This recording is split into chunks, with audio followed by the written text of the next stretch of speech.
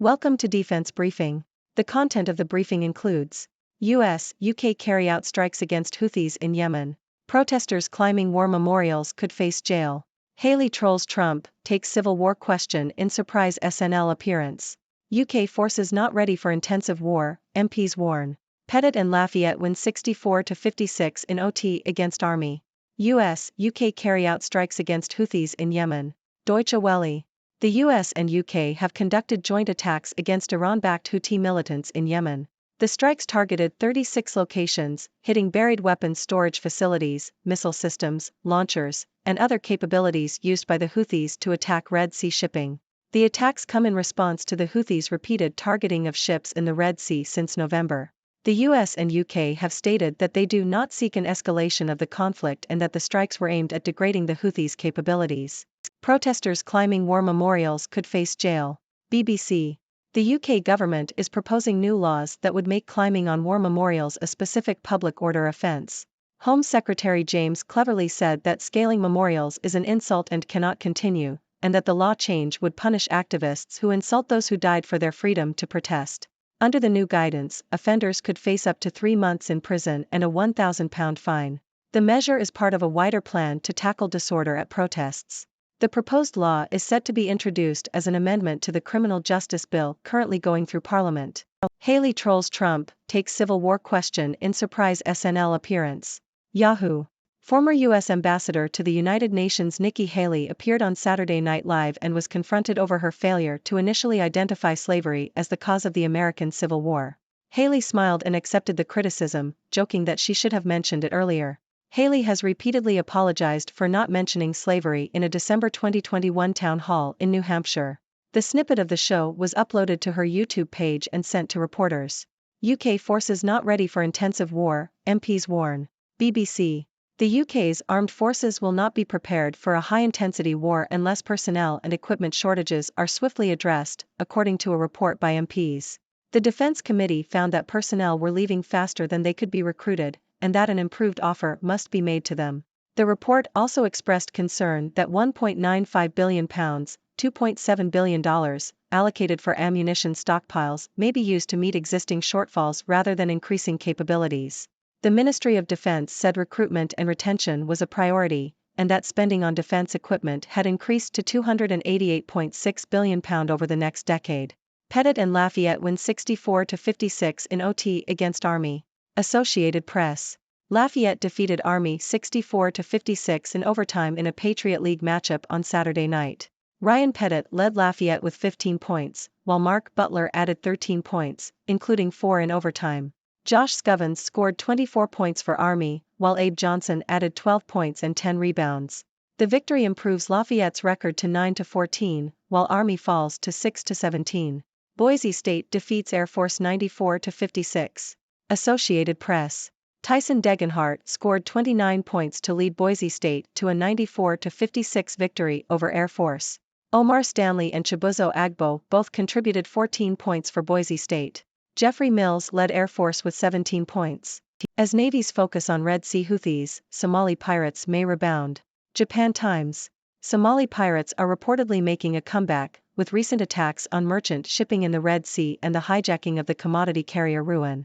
The European Union naval force has reported further attempts since the Ruin incident, prompting the UK Navy to issue an advisory to shipping. Somali pirates were a significant problem over a decade ago, with high-profile incidents including the hijacking of the oil supertanker Sirius Star and the US-flagged container ship Maersk Alabama. These incidents led to the controversial deployment of armed guards on commercial ships. US and UK hit Yemen's Houthis in second major assault on Iran-backed groups. South China Morning Post. The US and UK have carried out airstrikes against 36 targets in Yemen, including buried Houthi weapons storage facilities, missile systems and launchers, according to the Pentagon. The strikes, which targeted 13 locations, were the second day of major U.S. operations against Iran-linked groups following an attack on American troops.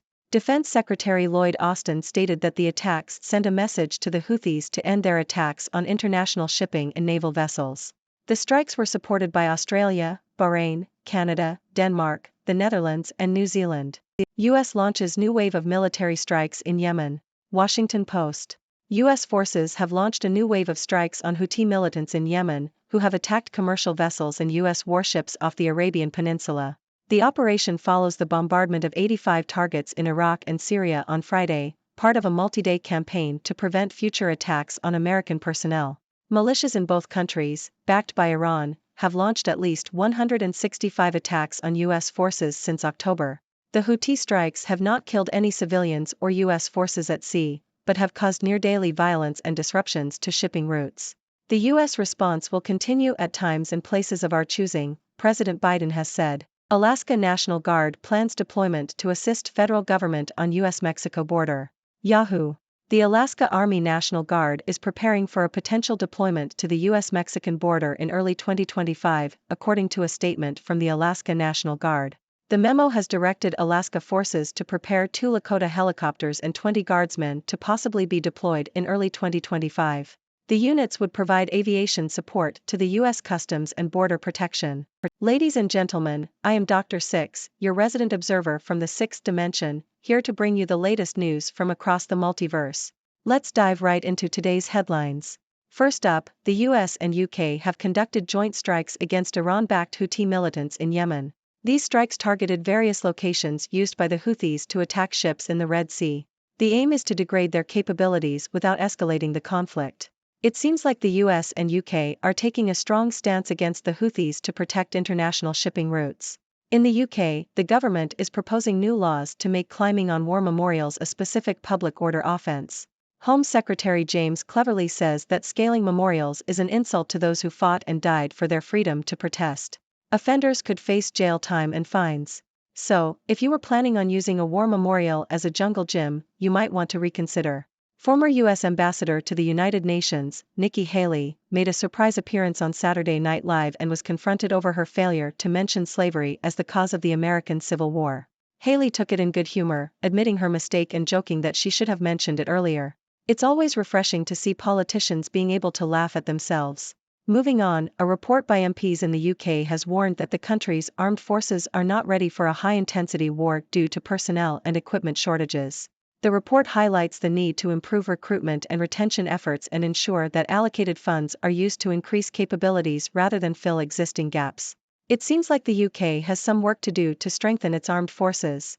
In sports news, Lafayette defeated Army in an overtime thriller, and Boise State had a dominant victory over Air Force. Congratulations to both teams for their impressive performances. It's always exciting to see the fierce competition and passion in college sports. Now, let's talk pirates. Yes, you heard that right. Somali pirates are reportedly making a comeback, with recent attacks on merchant shipping in the Red Sea. This has prompted the UK Navy to issue an advisory to shipping. It seems like pirates are trying to reclaim their former glory, reminding us of the days of high-profile hijackings and the controversial use of armed guards on commercial ships. ARR, matey. Lastly, the US and UK have launched airstrikes against Houthi targets in Yemen for the second time in response to their attacks on international shipping and naval vessels. The strikes send a clear message that such actions will not be tolerated. It's interesting to see the international coalition that supports these strikes, with countries like Australia, Bahrain, Canada, Denmark, the Netherlands, and New Zealand lending their support. That wraps up today's news. Now, I'd love to hear your thoughts on these stories. What are your opinions on the joint strikes in Yemen, the proposal to criminalize climbing war memorials, or the potential deployment of the Alaska National Guard to the US-Mexico border? Share your ideas and let's spark a lively discussion. Remember, the sixth dimension is all about exploring different perspectives and engaging in thoughtful conversations. So, what's on your mind? Thank you for tuning in. The content above showcases the latest briefing reports and analytical synopses, thoughtfully curated by the 6Do team. These insights stem from a wide array of reputable media outlets, think tanks, government sources, and specialized experts worldwide. We encourage you to explore these sources for a comprehensive perspective. Keep in mind that while the content may not always align with the official standpoint of 6Do Brief, it's not meant to be taken as absolute directives for decision-making. Comprising seasoned media professionals, learned scholars, and accomplished scientists, the 6Do team embodies a trailblazing, fully independent media entity. To customize 6Do Brief to meet your professional needs, you have the option to subscribe to a diverse array of briefings on our website, 6dobrief.com. Regardless of your location, you can conveniently receive 6Do Brief via email.